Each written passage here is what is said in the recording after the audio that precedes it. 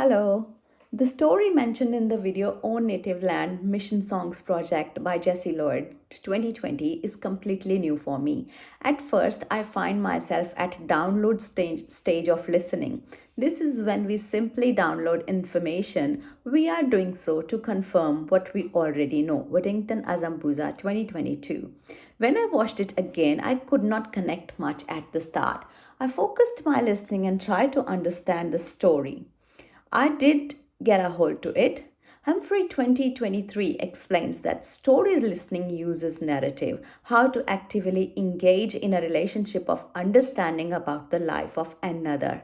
Now I realized I am practicing the second stage of listening, that is factual listening. Unlike downloading, when we factually listen, we are interested in hearing the information we don't know yet. Waddington Azambuza 2022. The old pictures shared in the video were very interesting. I paused and had a look at the map shared at the start of the video, which shows the location of Palm Islands. That is the place where the story belongs to. As I read through the pictures of the actual petition written by L.B. Geyer, who was a grandfather of Jesse Lloyd's, the stamp date grabbed my attention and took me back in time. I closely looked at the type of the paper used and the formation of the letters typed. I thought these must be typed using a typewriter or so.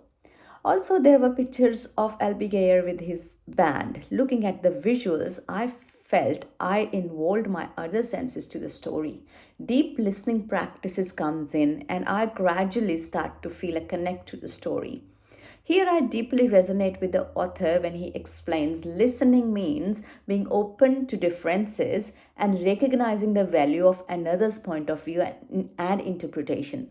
Thus, listening becomes not only a pedagogical strategy, but also a way of thinking and looking at others.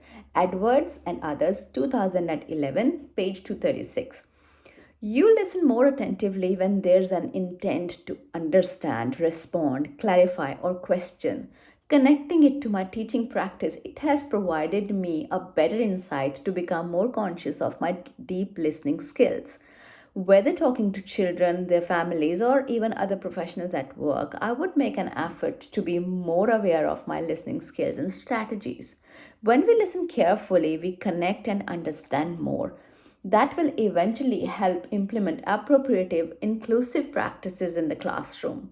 Also, while listening to the story, I felt Jessie Lloyd feels very proud of her grandfather, L.B. Geyer. She mentions that her grandfather was a musical man. He was a conductor of Palm Island Brass Band and was multi-instrumentalist.